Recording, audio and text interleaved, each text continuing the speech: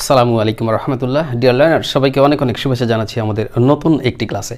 ক্লাসটি আশা করি সম্পূর্ণ দেখবেন, ভেঙে ভেঙে অথবা টেনে টেনে দেখবেন না, তাহলে অনেক ইম্পর্টেন্ট পয়েন্ট মিস করবেন। সো ক্লাস শুরু করব, আর তার আগে important message for all of you, আপনাদের সবার জন্য, বিশেষ করে যারা নতুন আসছেন আমাদের এই চ্যানেলে তাদের জন্য, সবার জন্য গুড নিউজ হচ্ছে এই যে বইটি স্পোকেন ইংলিশ, মানে কি ইংরেজিতে কথা বলা অর্থাৎ স্পিকিং করা। যদি খুব সহজে স্পিকিং করতে চান বা শিখতে চান, বাড়িতে বসে নিজে নিজে কোনো শিক্ষকের সাহায্য ছাড়া, without the help of Annie teacher, কোনো শিক্ষকের সাহায্য ছাড়া, তাহলে আপনি নিঃসন্দেহে আমাদের এই স্পোকেন ইংলিশের বইয়ের একটি কপি সংগ্রহ করবেন। কপিটি সুন্দরবন কুরিয়ারের মাধ্যমে আপনি নিতে পারেন। প্রবাসী বন্ধুরা যারা আছেন নিতে আগ্রহী তারাও নক করবেন আমাদের ইমো হোয়াটসঅ্যাপ নাম্বারে। আর দেশের মধ্যে যারা আছেন তারা আমাদের দেখতে পাচ্ছেন বোর্ডে দুইটি নাম্বার দেওয়া আছে, 01722331111, অ্যানাদার নাম্বার 01711432844। এই দুইটা নাম্বারে আপনারা ফোন করবেন, বই অর্ডার করবেন, সুন্দরবন কুরিয়ারে পাঠিয়ে দেব। বইটি নেবার পর বইটির প্রত্যেকটি লেসন আমাদের ইউটিউব চ্যানেলের ভিডিও ক্লাস অনুযায়ী আপনাকে সিরিয়ালি দেখতে হবে, এলোমেলোভাবে নয়। এলোমেলোভাবে দেখলে হবে না, সিরিয়ালি দেখতে হবে, একের পরে 3, 3-এর পরে 7, এরকম উল্টাপাল্টা দেখলে হবে না। 1 2 3 4 5 6 7 8 এইভাবে সিরিয়ালি দেখবেন। বাট শুধু দেখলে ইংরেজি শিখে যাবেন তা কিন্তু নয়। দেখার পাশাপাশি প্রত্যেকটি ক্লাস একজন অনুগত ছাত্র বা ছাত্রীর ন্যায় আপনাকে প্র্যাকটিস করতে হবে। তাহলে আপনি বাড়িতে বসেই এই একটি বইয়ের মাধ্যমে আপনার স্পোকেন ইংলিশ কোর্স কমপ্লিট করতে পারবেন। তো যাই হোক, আমাদের বইয়ের তথ্য বরাবরের মতো দিয়ে দিলাম। এবার মূল ক্লাসের কথা বলি।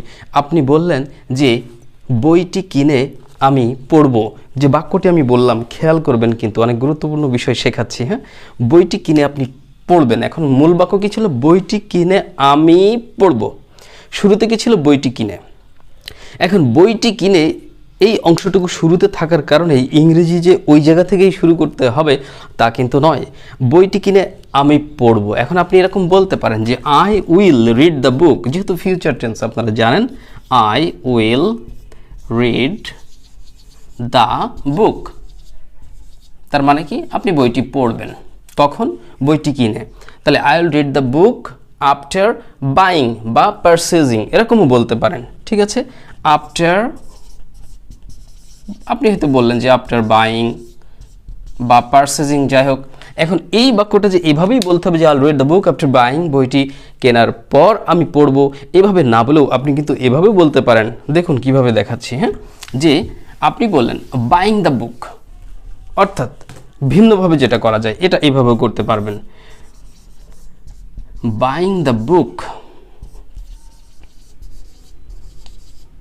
আই উইল, কি করবেন? পড়বেন। আই উইল রিড, শেষে আবার ওই বইটিকে ইন্ডিকেট করতে আপনি ইট ব্যবহার করতেও পারেন, না করলেও চলবে।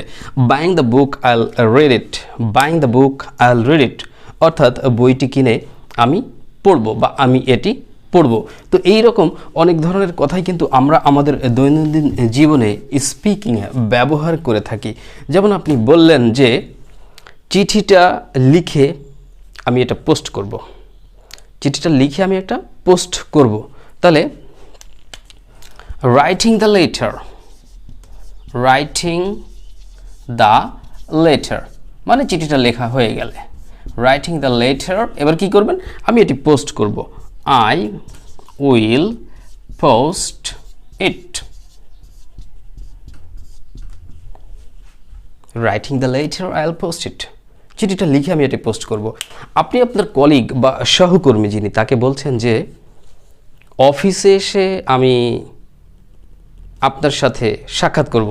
কি বললেন? অফিসে এসে আমি আপনার সাথে সাক্ষাৎ করব। তবে এই বাক্যটির ইংরেজি বলার পূর্বে আরেকটা বিষয় মনে করিয়ে দিতে চাই। একটু আগে যেটা বললাম যে বইটি কিনে আমি পড়ব, তার মানে একটি কাজ করার পরে আরেকটি কাজ করবেন, অর্থাৎ এখানে একটি কাজ করার পরে আরেকটি কাজ করবেন বলতে কি বোঝালাম? বইটা কেনা একটা কাজ, তারপরে বইটি পড়া একটা কাজ। আবার একটু আগে যেটা দেখাচ্ছিলাম যে চিঠিটা লিখে আমি এটি পোস্ট করব, এই চিঠি লেখা একটা কাজ, পোস্ট করা একটা কাজ। আবার এই পরিশেষে যে বাক্যটি বললাম, এখন যেটা নিয়ে কথা বলবো সেটা কি ছিল? যে আপনি বললেন যে আপনার সহকর্মীকে কি বললেন? অফিসে এসে আমি আপনার সাথে সাক্ষাৎ করব। এখানেও দুইটা কাজ, অফিসে আসা একটা কাজ, সাক্ষাৎ করা একটা কাজ। তো এই ধরনের কাজের ক্ষেত্রে আমরা এই ধরনের বাক্যে কি পাচ্ছি, দুইটা কাজ পাচ্ছি, যে একটি কাজ করে আরেকটি কাজ করার কথা বলছি, একটি কাজ করে আরেকটি কাজ করার কথা বলছি। তো আপনাকে খেয়াল রাখতে হবে যে কাজটি করে যে কাজটি করবেন, অর্থাৎ যে কাজটি করার পরে আরেকটি কাজই তো আপনি করবেন, তাই না? তো এই ক্ষেত্রে যেটা করে, অর্থাৎ যেমন চিঠিটা লিখে, তারপরে কি বললাম, বইটি কিনে বা ক্রয় করে, তারপরে অফিসে এসে, এই যে কাজটি আগে হয়ে যাচ্ছে, আপনি সেটার ভার্বের আইএনজি দিয়েও বাক্য শুরু করতে পারেন। কি বললাম, দুটি কাজের মধ্যে যে কাজটি আগে হয়ে যাচ্ছে, যেটি করে যেটি আপনি করবেন, যে অফিসে এসে আমি আপনার সাথে সাক্ষাৎ করব, তো কোনটি আগে হচ্ছে, যে অফিসে আসার ব্যাপারটা, এটাকে আপনি ভার্বের আইএনজি দিয়েও শুরু করতে পারেন। ওকে, তাহলে আপনি কি বললেন, যে অফিসে এসে আমি তোমার সাথে সাক্ষাৎ করবো, যদি কিন্তু এটা একটা গ্রামাটিক্যাল ব্যাপার, এর মধ্যে পার্টিসিপেল রয়েছে। সো আসলে অত বিস্তারিত ভিতরে যাচ্ছি না, আমি সহজে আপনাদের বোঝানোর চেষ্টা করছি যে এই ধরনের বাক্যের ইংরেজি আপনারা কিভাবে করবেন। তাহলে অফিসে এসে আমি আপনার সাথে সাক্ষাৎ করব, ইংরেজি আপনারাই ভাবুন কি হবে, অফিসে এসে। তা আপনি বলেন যে coming to office, coming to office, মানে অফিসে এসে আমি আপনার সাথে সাক্ষাৎ করব, আই উইল meet you।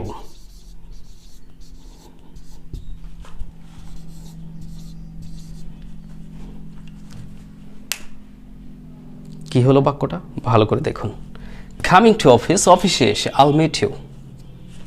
আবার যদি উল্টায় এভাবে বলতেন যে I'll meet you coming to office, সেটাও হয়।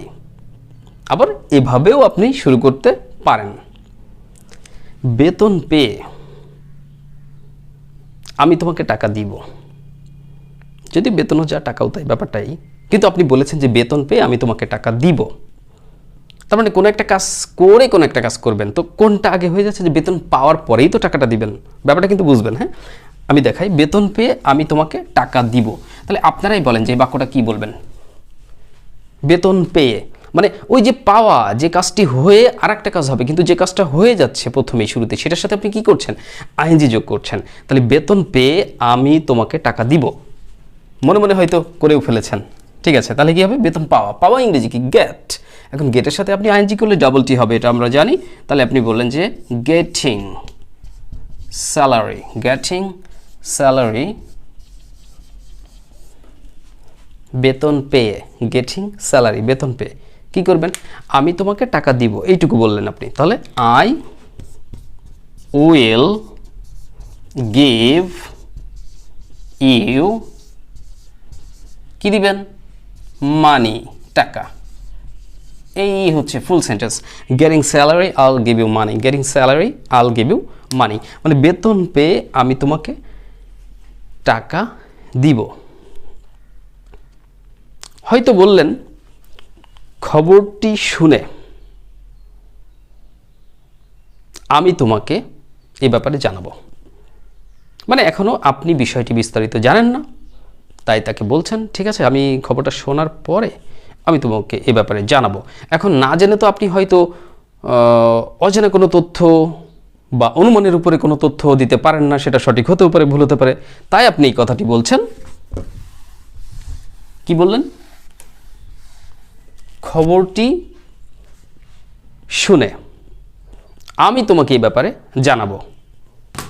Take a look at the boot, শোনা, এই যে শুনে, আগে কিন্তু শুনবেন, শোনার পরে কিন্তু জানাবেন। তাহলে শুনে, ওই শোনা ভার্বের সাথে আইএনজি করতে হবে। শোনা ইংরেজি কি, হিয়ার। এখানে আরেকটু বলে রাখি, হিয়ারের যে তিনটে ফর্ম আছে, আমরা জানি যে প্রত্যেকটা ভার্বে কিন্তু মেনলি তিনটে ফর্ম হয়, প্রেজেন্ট ফর্ম, পাস্ট ফর্ম এবং পাস্ট পার্টিসিপল ফর্ম। তো এখানে যেটা থাকে সেটা হচ্ছে যে দেখুন, হিয়ার, আর পাস্ট ফর্ম HEARD, পাস্ট পার্টিসিপলেও তাই HEARD। এখানে আমরা মাঝে মাঝে অনেকেই উচ্চারণে একটু ভুল করে ফেলি, সেটা আমরা একটু সংশোধন করে নিই। আবার অনেকে আমরা সঠিক উচ্চারণটা জানি বা পারি, তো এটাকে আমরা অনেকে ভুল করে কি বলি, হিয়ার, হিয়ার্ড, হিয়ার্ড, এরকম উচ্চারণ আমরা অনেকেই করি। এই মুহূর্তে যারা দেখছেন তারাও যদি এরকম করে থাকেন, তারাও হয়তো মনে মনে ভাবছেন যে হ্যাঁ এরকমই তো করি, কিন্তু আমি পরামর্শ দিচ্ছি যে এরকম করবেন না।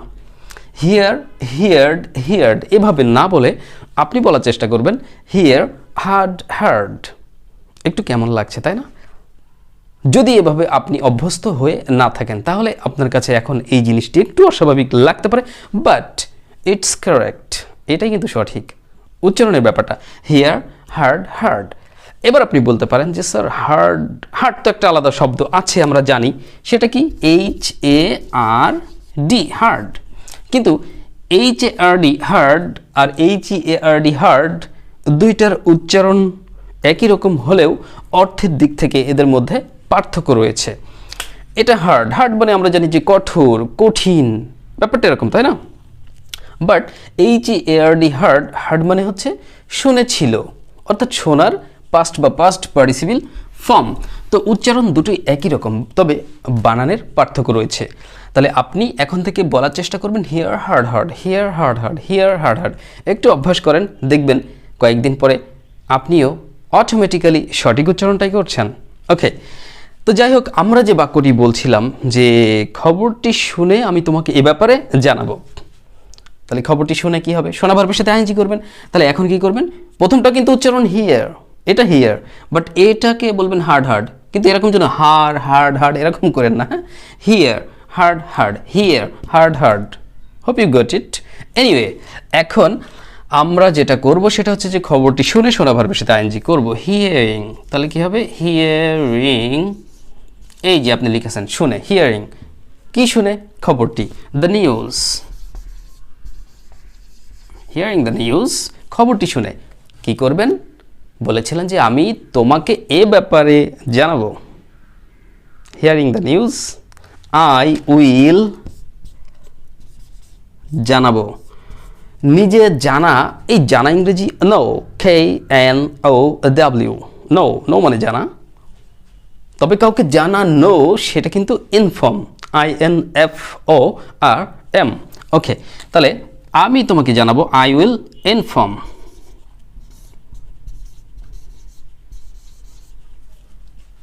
কাকে? তোমাকে, তাহলে ইউ। হিয়ারিং দ্য নিউজ, সংবাদটি শুনে, আইল ইনফর্ম ইউ, আমি তোমাকে জানাবো। আমাদের বাংলা বাক্যের যে বাক্যটা, পুরো বাক্যটা বলেছিলাম, তার মধ্যে সামান্য একটু বাদ রয়েছে, সেটুকু কি? এ ব্যাপারে। আমি কিন্তু বলেছিলাম যে খবরটি শুনে আমি তোমাকে এ ব্যাপারে জানাবো, কিন্তু এখানে হয়েছে শুধু আমি তোমাকে জানাবো, তাহলে বাদ থাকলো কোনটুকু? এ ব্যাপারে।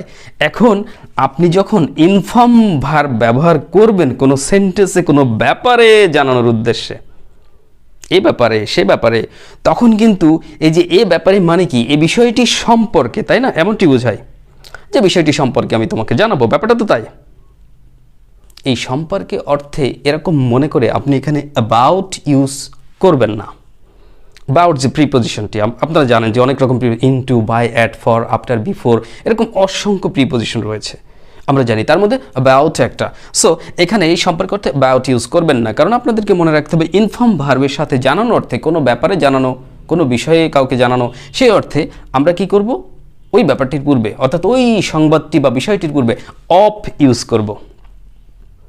সহজেই বলে দিলে বলে পারতাম যে ইনফর্ম থাকলে অফ ইউজ করবেন, কিন্তু একটু ব্যাখ্যা বিশ্লেষণ করে বোঝালাম, ক্লাস নিচ্ছি যেহেতু আপনাদের। ওকে, তাহলে আপনি নিশ্চয়ই বুঝতে পেরেছেন যে হিয়ারিং দ্য নিউজ, সংবাদটি শুনে, আল ইনফর্ম ইউ, আমি তোমাকে জানাবো এ ব্যাপারে, of this matter, about this matter নয়। তবে হ্যাঁ, প্রশ্ন করতে পারেন, স্যার আমি যদি অ্যাবাউট দিস ম্যাটার বলে ফেলি, আসলে written it's not accepted, written এটা অ্যাকসেপ্টেড নয়, but in speaking you can use that in order to express your emotion, আপনার ইমোশন, আপনার মনের ভাব প্রকাশ করার জন্য আপনি হয়তো অ্যাবাউট বললেও বলতে পারেন, বলে ফেলছেন। It's not a major problem, এটা কোনো বড় সমস্যা না, এতে কোনো গুনাহ হবে না। তবে চেষ্টা করবেন পারফেকশনের সাথে বলার জন্য, একটু মনে রাখলেন। বাট স্পিকিংয়ের সময় আপনি গড়পড়টা চালিয়ে যান, আগে মুখটা তো চালু করুন। আর যাদের মুখ চালু হয়ে গেছে, যারা মোটামুটি ভালো ইংরেজি বলেন বলে নিজেকে মনে করেন যে হ্যাঁ আই ক্যান স্পিক ওয়েল, আলহামদুলিল্লাহ মোটামুটি ভালো বলি, তাদেরকে পরামর্শ দিব এরকম বিষয়গুলো একটু খেয়াল রাখবেন, কারণ এখন আপনার পারফেকশনের সময়।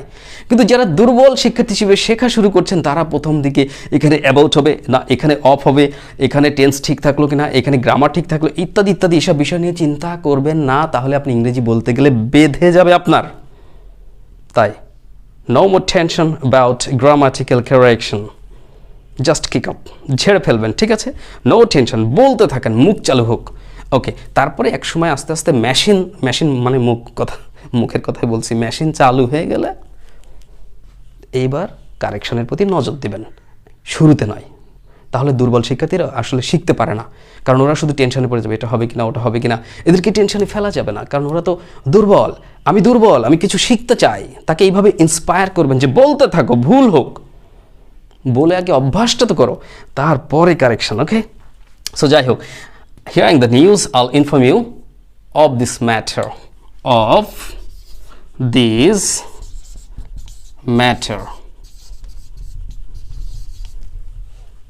পুরো বাক্যটা ওয়ান্স এগেন।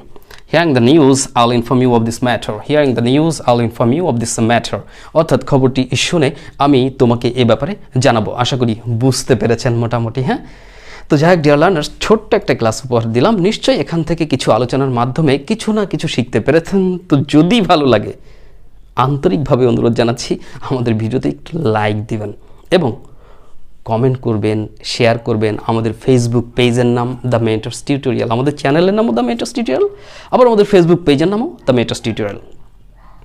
ফেসবুকে আপনি আপনার ফেসবুকে যান, ফেসবুকে যে সার্চ বক্সে লিখবেন দ্য মেন্টরস টিউটোরিয়াল, পেয়ে যাবেন আমাদের পেজে একটু লাইক দিবেন, অ্যাক্টিভ থাকবেন। এবং সেখানে অসংখ্য ভিডিও ক্লাস দেওয়া আছে, ইংরেজি শেখার জন্য প্রতিনিয়ত ভিডিও ক্লাস দেওয়া হয়, সেগুলো আপনারা দেখুন। এবং আন্তরিকভাবে আবার অনুরোধ করব, আমাদের ফেসবুক পেজের ভিডিওগুলো আপনারা কাইন্ডলি একটু বেশি শেয়ার করুন। অনেকে শেয়ার করে না, শেয়ার করলে কী ক্ষতি হয় আমি জানি না, যাই হোক ঠিক আছে। তো অনেক বিনোদন, অনেক কিছু আছে, নাচ গান, এরকম অনেক কিছু শেয়ার করেন, কিন্তু এই ধরনের জিনিস শেয়ার করেন যাতে আপনার এই শেয়ারিংয়ের মাধ্যমে আপনার আইডিতে, আপনার ফ্রেন্ড লিস্টে আরও যারা আছেন তারা সহজেই এখান থেকেও কিছু শিখতে পারে। So we need your cordial cooperation, আপনাদের এই আন্তরিক সহযোগিতা আমাদের প্রয়োজন। সো আপনারা এটা করবেন কাইন্ডলি। হ্যাঁ, আর আমাদের ফেসবুক যে গ্রুপ রয়েছে টিএমটি ল্যাঙ্গুয়েজ ক্লাব, আপনারা সেখানেও জয়েন করবেন, TMT language club Facebook group. এখানে অসংখ্য মেম্বার পাবেন, যে মেম্বারদের সাথে আপনি ইংরেজি প্র্যাকটিস করতে পারবেন, পরস্পর স্পিকিং করতে পারবেন। আপনারা তো অনেকে পার্টনার খুঁজে পান না, পার্টনার আমরা দিচ্ছি, আপনি নক করুন আমাদের মেম্বারদেরকে, তাদের সাথে প্র্যাকটিস করুন, পরস্পর উভয়ের উন্নতি হোক। আর আমি তো সহযোগিতার জন্য থাকছি। আর ওই যেটা বলেছিলাম ডিয়ার লার্নার্স, সবচেয়ে উপযোগী মাধ্যম হচ্ছে জাস্ট আমাদের বইয়ের একটি কপি। ইনশাআল্লাহ আশা করছি যদি ঠিকঠাক মতো বুঝে শুনে প্র্যাকটিস করতে পারেন, তাহলে এই একটি বই দিয়ে সম্ভব স্পোকেন ইংলিশ নামের এই কোর্সটি কমপ্লিট করা। এটা সংগ্রহ করুন এবং ভিডিও ক্লাসগুলো দেখুন, যা কিনা ক্লাস 3-4 বাচ্চারাও বোঝে সহজে আমাদের ক্লাসগুলো। আমরা চেষ্টা করি সহজে বোঝানোর জন্য, একটু ব্যাখ্যা বিশ্লেষণ করি, একটু বেশি বলে বকে ঝোঁকে বিভিন্ন কায়দায় ব্যাখ্যা বিশ্লেষণ করে আমরা বোঝানোর চেষ্টা করি ক্লাস। তাতে কি কাজ হয়তো, কিন্তু যারা আবার একটু সংক্ষেপে বুঝতে পারে তাদের আবার ধৈর্য থাকে না, কিন্তু তাদেরকেও ধৈর্য ধরে চিন্তা করতে হবে যে আমি তো বুঝি, কিন্তু অনেকেই তো বোঝে না, তাদের জন্য একটু বেশি ব্যাখ্যা বিশ্লেষণ করতেই হয়। তো যাই হোক ডিয়ার লার্নার্স, যাদের প্রয়োজন আপনারা নক করবেন। হ্যাঁ, আমাদের এখানে নাম্বার দেওয়া আছে। আর যারা প্রবাসী বন্ধুরা আছেন তারা কিন্তু এই যে নিচে দেখছেন ইমো হোয়াটসঅ্যাপ নাম্বার দেওয়া আছে, 01922331111 ইমো হোয়াটসঅ্যাপ নাম্বার। এখানে নক করবেন, I'll respond, I'll manage a book a copy for all of you, আমি আপনাদের জন্য ব্যবস্থা করব। সো আজকের মতো এখানে শেষ করছি। সবাই অনেক ভালো থাকবেন, সুস্থ থাকবেন, যতক্ষণ আবারও নতুন ক্লাস নিয়ে আপনাদের সামনে হাজির হচ্ছি। All the best, take care, আসসালামু আলাইকুম ওয়া রাহমাতুল্লাহ।